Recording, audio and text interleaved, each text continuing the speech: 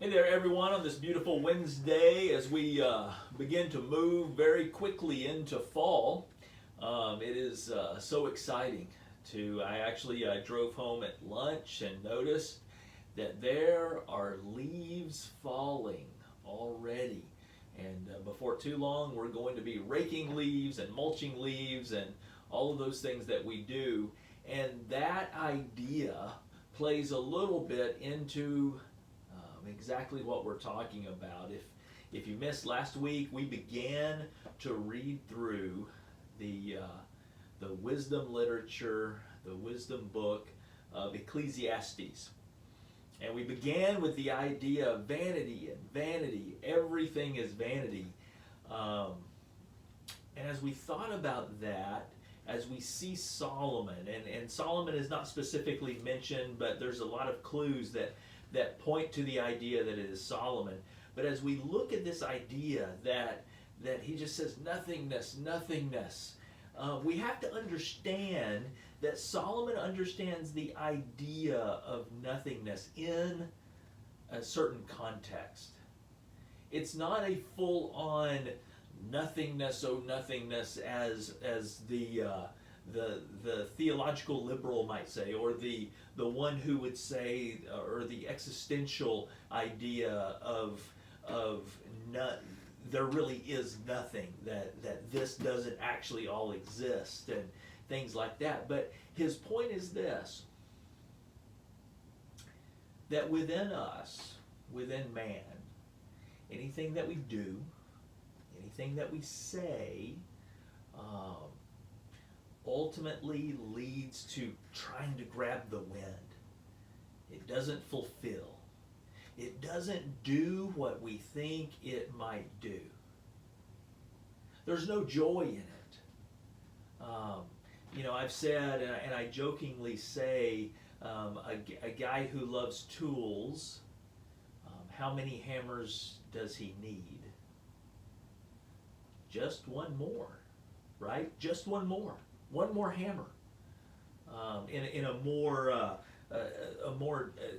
pointed way, and in some ways a more dangerous idea might be a person who is trying to find his worth in relationship, or for men, a man who is trying to find his worth in women. How many women does it take? Just one more. For Solomon, it took him 700 wives and 300 concubines to come to the idea that at the end of all of those relationships, it was vanity. And as an older man, as he's writing Ecclesiastes, he says, I've tried it all, I've done it all, I've had everything. And if you take God and his saving grace through Jesus Christ, and he doesn't point to that at this point, but ultimately as we look at the whole arc of Scripture, we can see that. But if you take God out of the equation, it's simply like shoveling in one more mouthful of sand. Nothing good can come from it. But also, Solomon points to the other idea as well. If you put God into it and give God his appropriate place, then not only is he the giver of good things, but he also gives pleasure and enjoyment in the midst of it. That's the amazing thing about the great book of Ecclesiastes. Ecclesiastes is a book of hard topics. It's tough to read, and in some ways it's a little melancholy. But for the wise person, for the one who is seeking what God is calling him to, it is refreshing. And it is real. A real man writing real wisdom before a real community, glorifying a real God.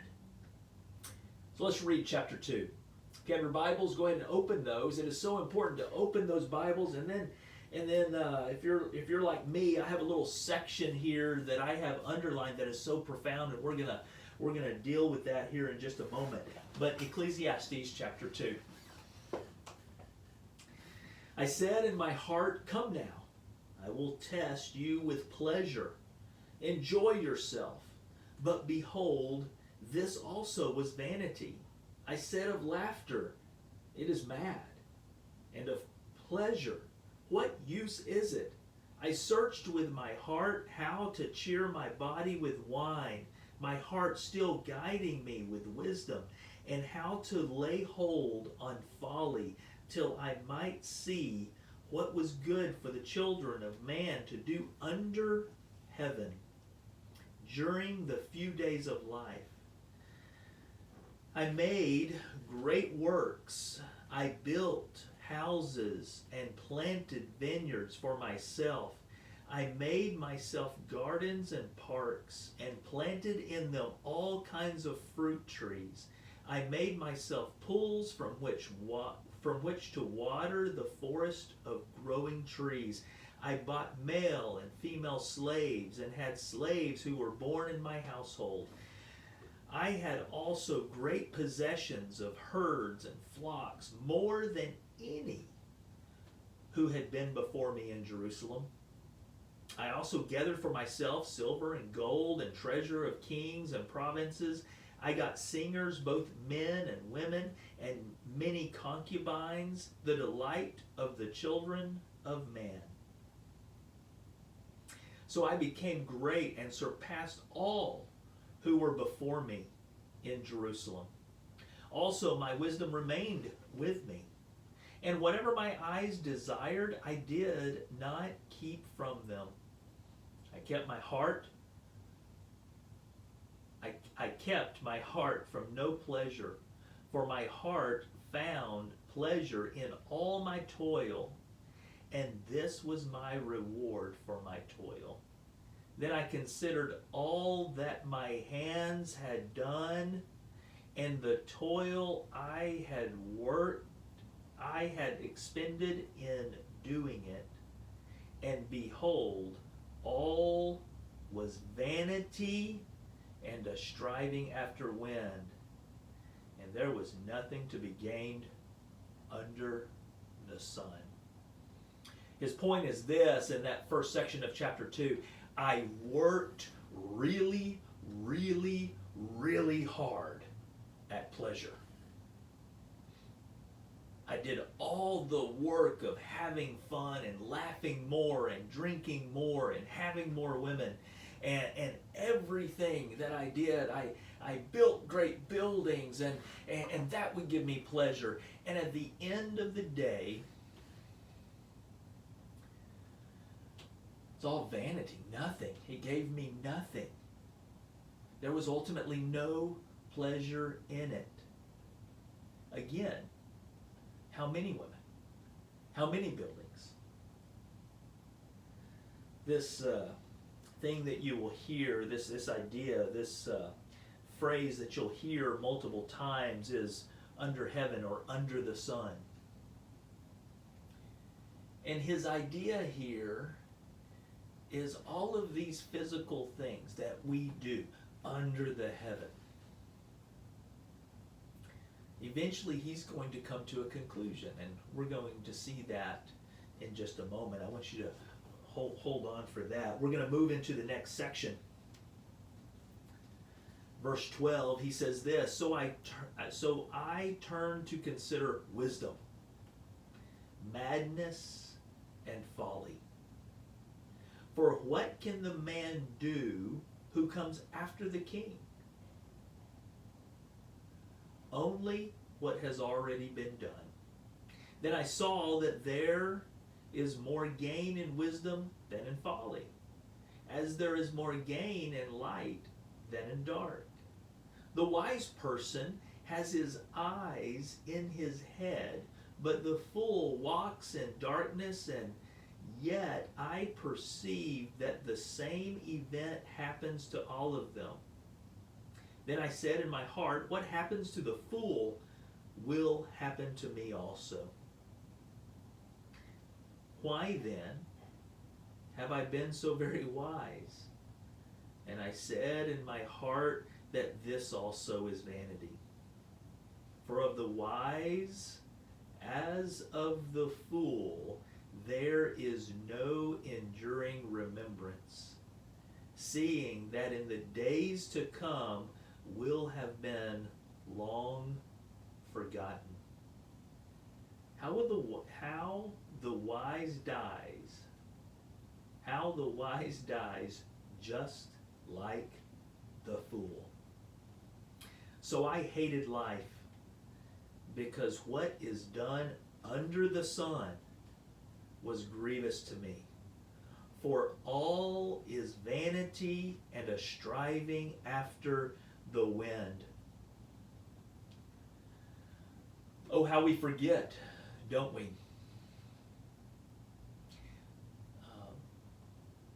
There is always someone faster. There's always someone smarter. There's always someone funnier. There's always someone more rememberable. I can't even say that word. More memorable. There we go.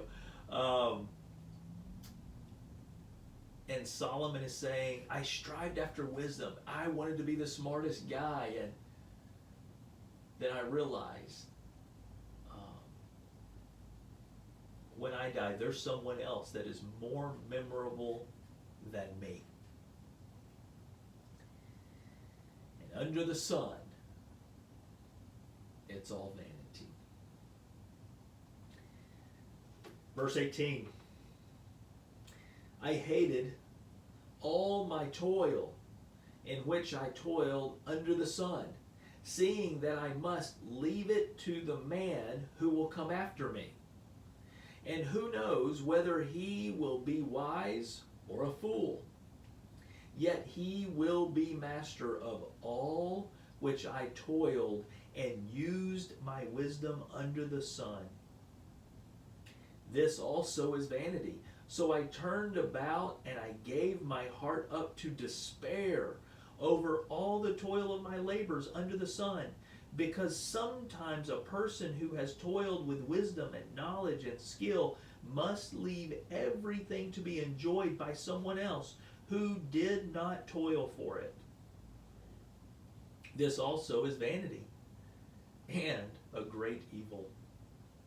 What has a man from all the toil and striving of heart with which he toils beneath the sun? For all his days are full of sorrow, and his work is a vexation. Even in the night his heart does not rest. Even this also is vanity. Solomon says he then turned to work.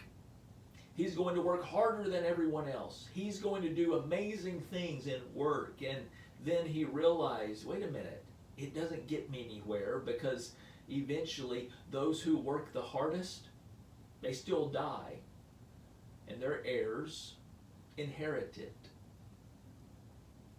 Or it ends up getting sold or auctioned off, or for some of my favorite things, might even end up on the curb or in a dumpster somewhere someday, or in somebody's garage sale.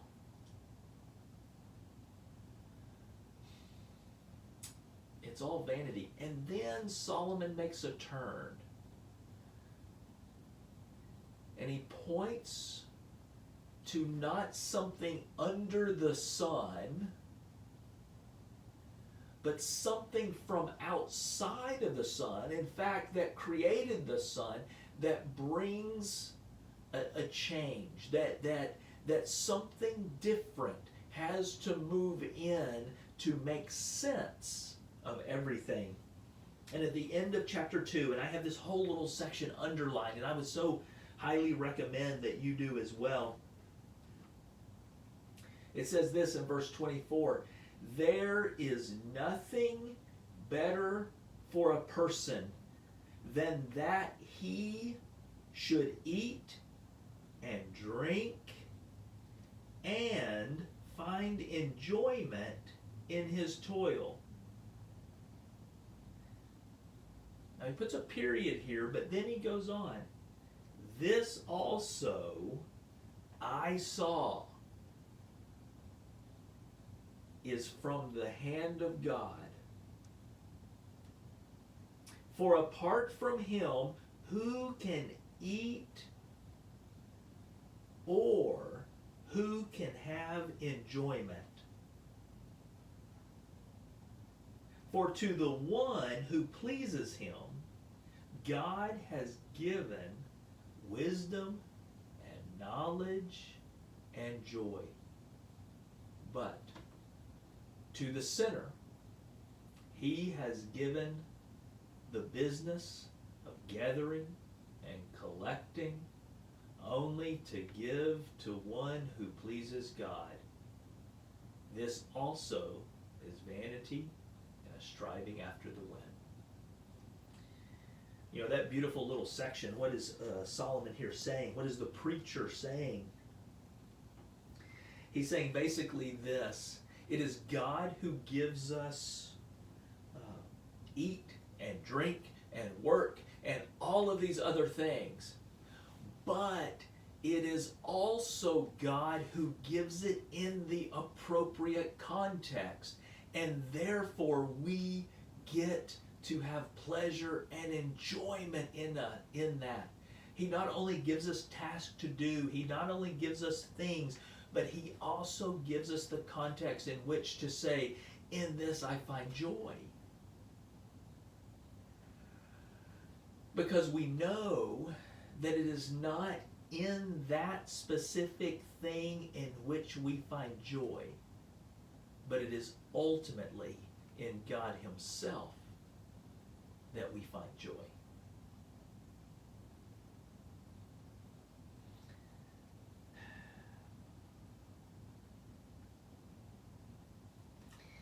Look again. This also I saw, it's the end of verse 24, this also I saw is from the hand of God.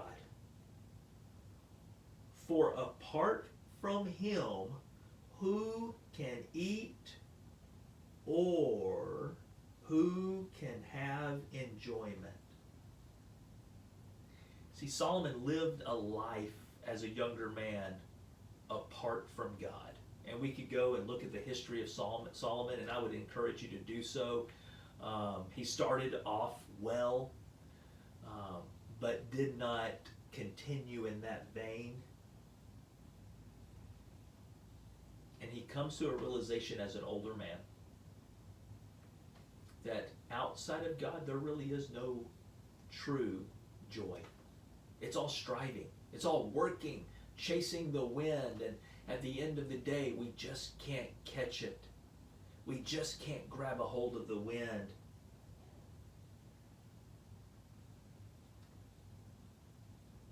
Verse 26, for to the one who pleases him, God has given wisdom and knowledge and joy.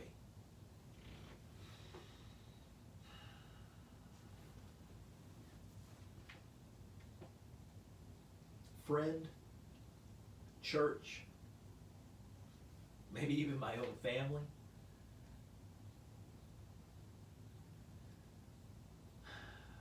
Do you want joy?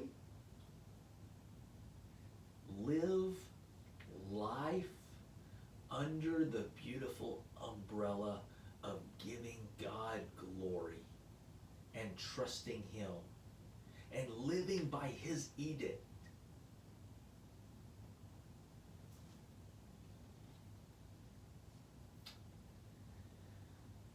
You know, I'm reminded, if we were to jump over into the New Testament, I'm reminded of the Apostle Paul, who wrote so much about joy in his epistles.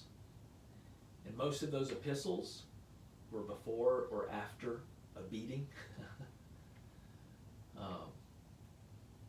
I heard a preacher say today, the Apostle Paul never went to a city and asked how the hotels were, but he went to the city and asked how the jails were, because he knew that's where he was going to end up. And yet it was Paul who wrote, "Rejoice in the Lord always, and again I say, rejoice."